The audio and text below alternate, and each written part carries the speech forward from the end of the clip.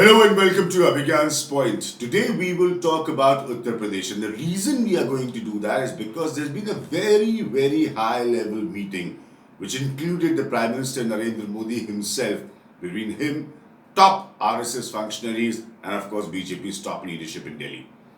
And the reason for that is of course concern over the criticism of Yogi government's mishandling of the COVID situation. We've all seen horrifying images coming out of UP of dead bodies lying around Ganges and of course other places in Uttar Pradesh.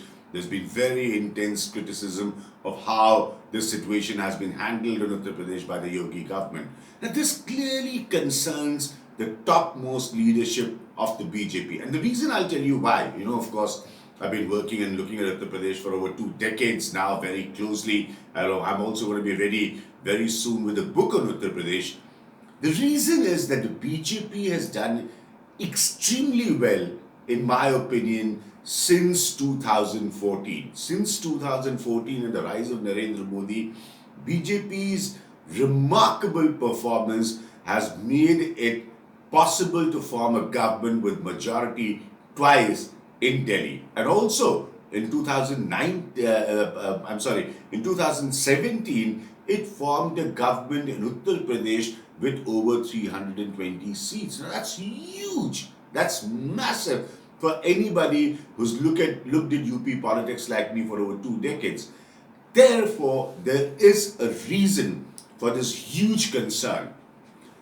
I have a few very important points to make here. Point number one is must remember, and this is a post-COVID scenario that we are looking at. There has to be the new election in Uttar Pradesh in February 22, so that the results come in March 22.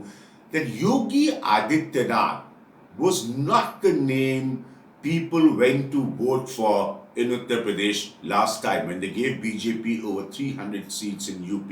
In fact, Yogi Adityanath was made the chief minister by the BJP. But this time, when the BJP goes to fight the election, the face it has to offer to the people of Uttar Pradesh on, of course, counts of governance is Yogi Adityanath. So under Yogi Adityanath's face and leadership, BJP will be contesting the next election, which was not the case in 2017, where still it was for the BJP, the Modi magic, and that magic delivered them over 320 seats, which is phenomenal. Never happened for a single party in Uttar Pradesh ever.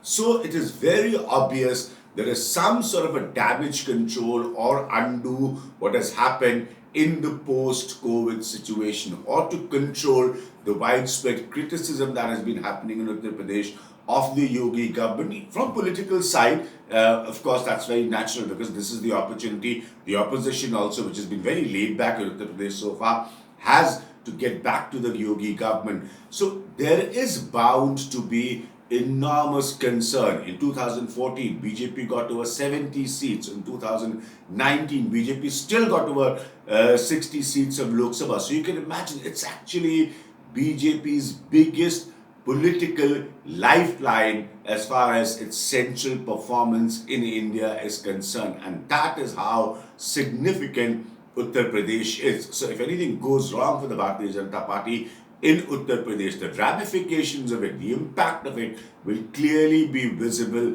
for the BJP in 2024 as well. So there is no doubt that the BJP's leadership sitting here in Delhi is thinking about it. But my key question is, then will the BJP leadership in Delhi, will the central leadership make any changes?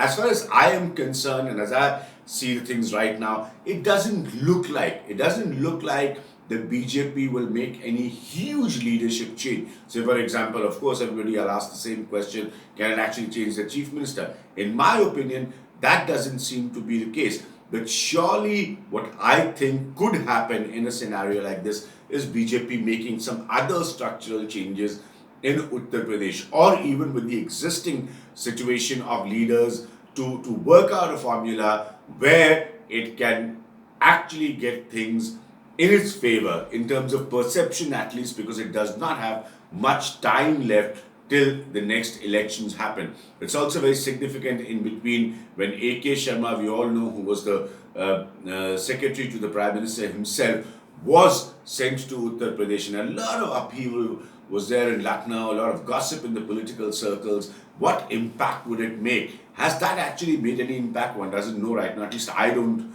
know much in detail of that.